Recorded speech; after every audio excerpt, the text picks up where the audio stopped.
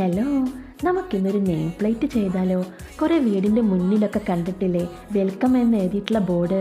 അത് തന്നെ സംഭവം. വുഡിൽ ചെയ്തിട്ടുള്ള നെയിം പ്ലേറ്റ് ആണ് കേട്ടോ ഞാൻ കൂടുതലായിട്ട് കണ്ടിട്ടുള്ളത്.